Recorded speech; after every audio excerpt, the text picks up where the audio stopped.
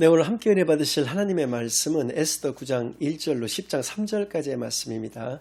구약 758쪽에 있는 에스더 9장 1절로 10장 3절까지의 말씀입니다. 지금 이 시간에는 9장 1절에서 4절까지의 말씀까지 먼저 봉독해 올려드리겠습니다. 아달월 곧 12째 달 13일은 왕의 어명을 시행하게 된 날이라. 유다인의 대적들이 그들을 제거하기를 바랐더니 유다인이 도리어 자기들을 미워하는 자들을 제거하게 된 그날에 유다인들이 아하수에로 왕의 각 지방 각 읍에 모여 자기들을 해하고자 한 자를 죽이려 하니 모든 민족이 그들을 두려워하여 능히 막을 자가 없고 각 지방 모든 지방관과 대신들과 총독들과 왕의 사물을 보는 자들이 모르드게를 두려워함으로 다 유다인을 도우니 모르드게가 왕궁에서 존귀하여 점점 창대하며 이 사람 모르드게의 명성이 각 지방에 퍼지더라. 아멘. 하나님 아버지 감사드립니다. 오늘도 귀한 주일로 교회로 예배로 인도하여 주신 은혜를 진정으로 감사드립니다.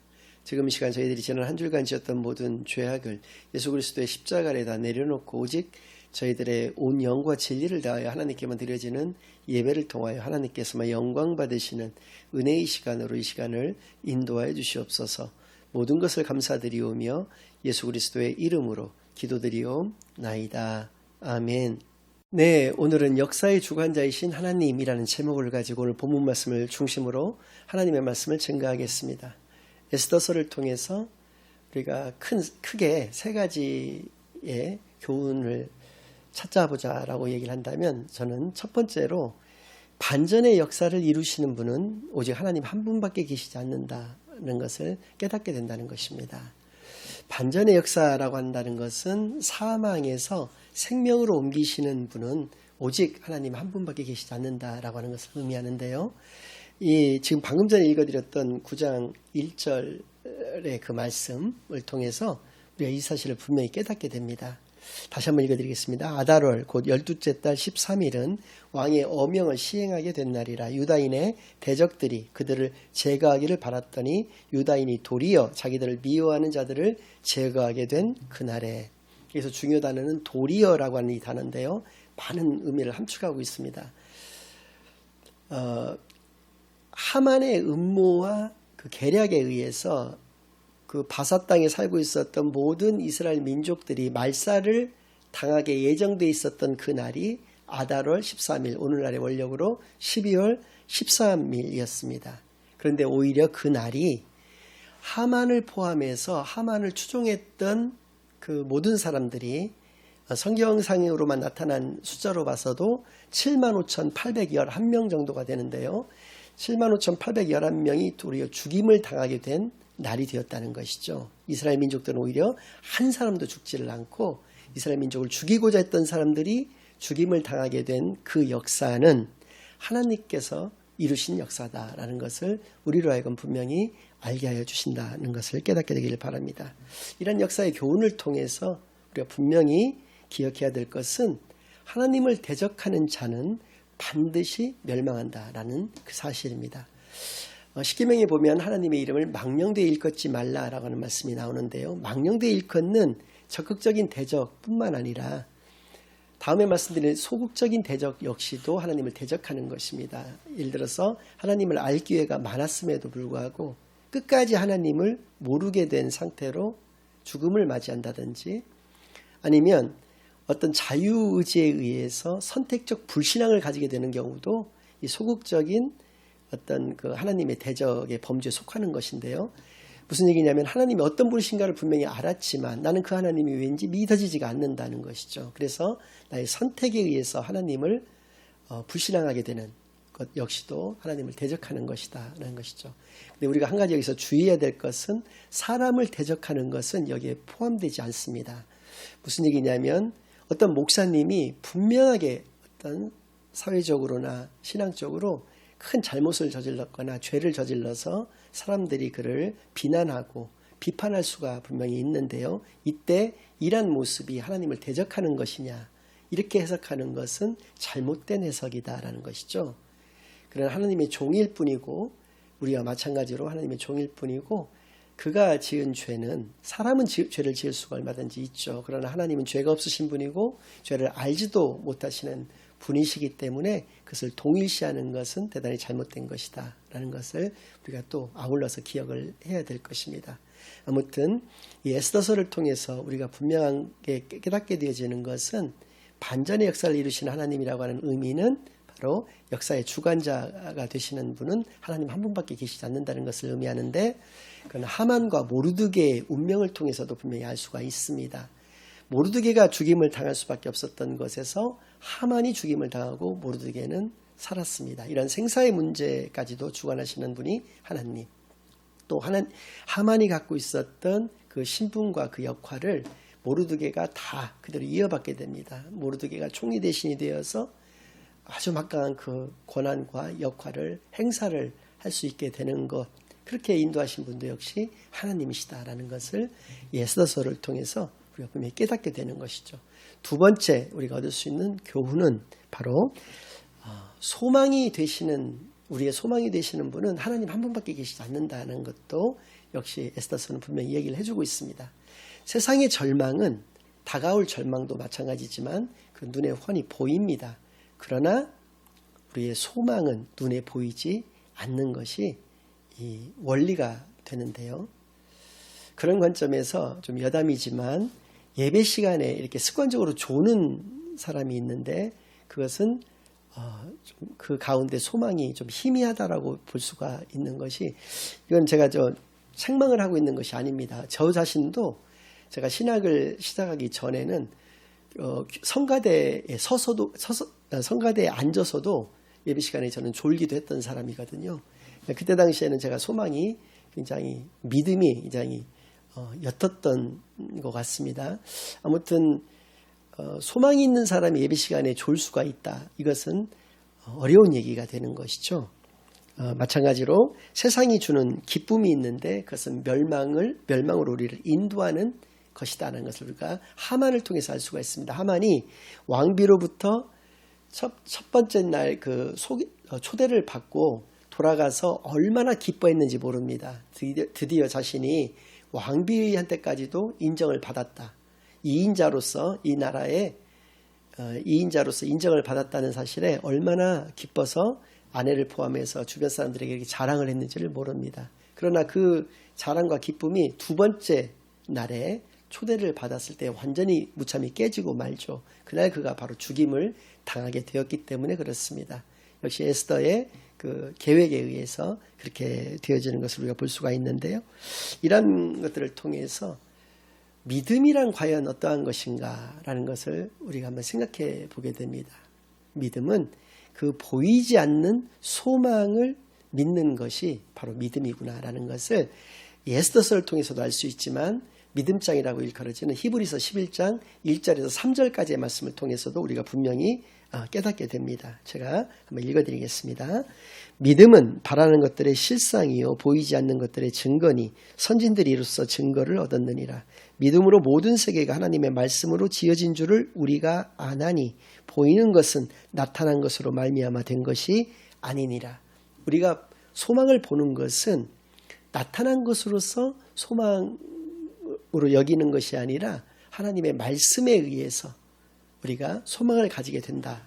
그 말씀은 보이지 않는 것이지만 그것으로 인해서 우리가 분명하게 나타날 것으로, 또 보이는, 우리의 눈에는 보이는 것으로서 우리가 소망을 얻을 수 있다는 것을 분명히 알게 하여 주시는 말씀이시죠. 그래서입니다. 역시 7절에서는 이렇게 말씀하고 계시는데요. 믿음으로 노아는 아직 보이지 않는 일에 경고하심을 받아 경외함으로 방주를 준비하여 그 집을 구원하였으니 이로 말미암아 세상을 정죄하고 믿음을 따르는 의의 상속자가 되었느니라. 노아의 예를 들어주고 계시는데요. 믿음의 의인이라는 것이죠. 그 노아는 그 사막, 그러니까 그 광야에서 배도 한번 구경을 한 적이 없는 사람들이 대부분이었을 텐데, 무려 100년 가까운 시간 동안 하나님의 말씀만에 의지해서 그 거대한 방주를 짓는다는 것이죠. 얼마나 주변에 많은 사람들이 그를 조롱하고 핍박하고 비난을 했겠습니까? 그럼에도 불구하고 하나님의 말씀을 붙잡고 그가 묵묵히 순종함으로 말미암아서 그 집을 구원했을 뿐더러 믿음의 어떤 선진이 될 수가 있었다는 것을 우리로 하여금 분명하게 알게 하여 주시는 것이죠. 이것을 통해서도 우리는 분명히 믿음은 보이지 않는 소망을 붙드는 것이다. 그것을 믿는 것이다. 라는 것을 분명히 알게 되는 것입니다. 또한 에스더서를 통해서 우리가 한 가지 또 알게 되는 것이 바로 불임절이라고 하는 것인데요. 이렇게 12월 13일 그들의 운명이 바뀌게 되었는데 이것을 13일로 정한 것이 아니라 14일과 15일 이틀간에 걸쳐서 그들이 축제를 벌이게 됩니다. 죽음에서 건짐을 받았기 때문에 당연히 축제를 벌이죠. 그리고 그 축제를 기념해서 또 후손들도 매년 이날을 기억할 수 있도록 불임절이라고 하는 날을 이렇게 절기를 정해서 그것을 계속 지키게 했습니다. 그래서 이때로부터 오늘까지 2500년 동안 이 불임절을 그들이 지구의 어느 곳에서 살고 있든지 간에 이날이 되면 12월 14일과 15일 양일간에 걸쳐서 불임절을 철저히 지키고 있는 그런 모습들을 통해서 민족 전체가 죽임을 당할 뻔한 이 위기로부터 구원해 주신 단 한 사람도 죽지 않고 건짐을 받았던 바로 그 하나님만이 소망이 되신다라고 하는 것을 그들이 날마다 기억하고 있는 것을 우리가 반드시 본받아야 하는 교훈인 것으로 생각합니다. 또 하나 중요한 것이 있는데 그들이 10절 9장 10절 15절 16절 3절을 통해서 3번이나 반복되고 있는 말씀이 있는데 그 하만을 포함해서 그 하만의 어떤 패거리들의 재산에는 결코 손을 대지 않았다는 것이죠. 이것을 통해서 우리가 알 수 있는 것은 하나님의 백성은 어떤 욕심에 제한받는 사람들이 아니구나라는 것을 또 깨닫게 되어지는 것입니다. 욕심에 제한받지 않는다라고 하는 것을 욕심을 제한할 수 있는 사람들이다라고 하는 것이 가지고 있는 의미는 욕심은 죄를 낳게 되고 죄는 사망을 낳게 된다라고 하는 이 원리를 하나님의 백성들은 분명히 깨닫고 있다는 것이죠. 그래서입니다. 바로 그 욕심이라는 것이 내가 원하는 것이 욕심인 것이고 또 하나님의 백성은 반드시 하나님이 나에게 주신 것에 관심을 가지고 감사할 수 있는 그런 사람들인 것을 기억하는 저와 여러분이 되기만을 바랍니다. 창세기 14장에서도 이거에 대한 분명한 사례가 등장을 하고 있는데요. 그것은 바로 아브라함입니다. 조카 롯이 끌려갔습니다. 그래서 4개 나라와 5개 나라가 전쟁을 벌여서 5개 나라가 졌는데도 불구하고 아브라함이 그 조카 롯을 찾아오기 위해서 자신이 길렀던 가병 318명과 또 자기를 따르는 이민족들을 데리고 쫓아가서 또 거기서 전쟁을 벌여서 그것들을 다 또 되찾아옵니다. 사람과 재물들을 다 되찾아오게 되는 것이죠. 그러니까 전쟁에서 졌었던 소도망이 영접을 나와서 이제 하는 소리가 네가 전쟁에서 승리했으니까 우리 백성들만 나한테 돌려주고 재물은 네가 다 가져라 이렇게 얘기를 했을 때 아브라함이 내가 너로 인해서 치부했다는 말 듣고 싶지 않다. 그러니까 네가 너의 백성들뿐만 아니라 너의 재물도 다 가져가라고 분명하게 이야기를 하면서 그것을 거부하고 있는 것을 볼 수가 있죠. 이게 바로 하나님의 백성들이 욕심을 제한할 수 있는 사람들이라고 하는 것을 아브라함이 믿음의 조상답게 보여주고 있는 것을 우리가 알 수가 있습니다. 하나님의 백성들은 하나님의 은혜로 살아가는 사람들이지 내가 원하는 것을 이루려고 얻기 위해서 살아가는 사람들이 아닌 것을 이 아브라함의 모습 또 에스더서에 나오고 있는 이스라엘 민족들의 그들의 어떤 대적들의 재산을 탐하지 않았던 이러한 모습들 속에서 우리가 분명히 깨달을 수 있다는 것이죠. 마지막으로 3번째 우리가 에스더서를 통해서 얻을 수 있는 교훈은 반드시 은혜를 영원히 기억해야 한다는 것이죠. 그것은 그들은 불임절로서 그것을 나타냈습니다. 불임절이라고 하는 행사를 그때로부터 만들어서 그들의 후손들이 지키게 한 때로부터 오늘까지 그러니까 2500년간에 걸쳐서 그들은 지구의 어느 곳에 살고 있든지 간에 이 12월 14일과 15일 양일을 불임절이라고 해서 그 하나님이 자신들을 구원해 주셨던 이 날을 기념하고 축제를 벌인다라고 하는 것이죠. 그것은 은혜를 영원히 기억하는 그런 모습이다는 것이죠. 이것을 통해서 우리가 분명히 이것을 깨닫게 되기를 바라고요. 성경 말씀을 한번 우리가 보겠습니다. 9장 26절에서 28절까지의 말씀을 제가 읽어드리겠습니다.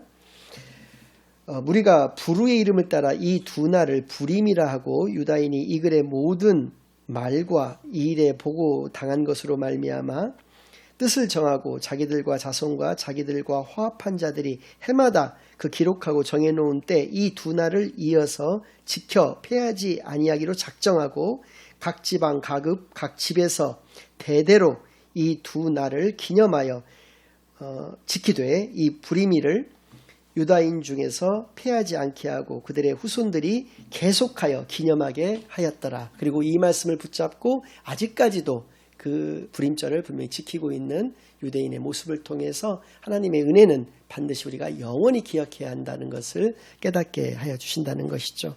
그들은 역사에서 분명한 교훈을 얻었습니다. 바사에 그렇게 포로로 잡혀가서 이렇게 노예와 같은 생활을 하였던 것은 하나님께서 그들을 출애굽하여 주셨던 그 은혜를 잃었던, 잊어버렸던, 망각했던 그 조상들의 죄 때문에 그렇게 되어졌다는 것을 그들은 분명하게 교훈을 얻었다는 것이죠.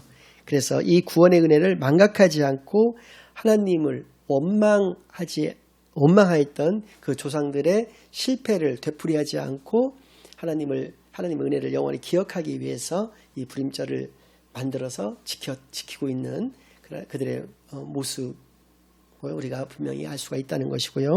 그래서입니다.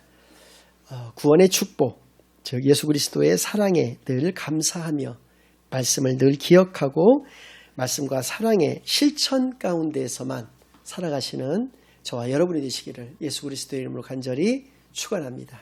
아멘. 이제는 우리 주 예수 그리스도의 은혜와 아버지 하나님의 극진하신 사랑과 성령 하나님의 내주인도 역사 교통하심이 역사의 주관자 되시는 분은 오직 하나님 한 분뿐이시기 때문에 우리의 소망이 되시는 분 역시도 하나님 한 분뿐이심을 늘 기억하여 하나님만을 믿고 의지하며 살아가기로 다짐하고 결심하고 돌아가는 모든 사랑하는 주의 자녀들과 그 가정 위에 그들의 생업 위에 이제로부터 영원까지 항상 함께 있을지어다. 아멘.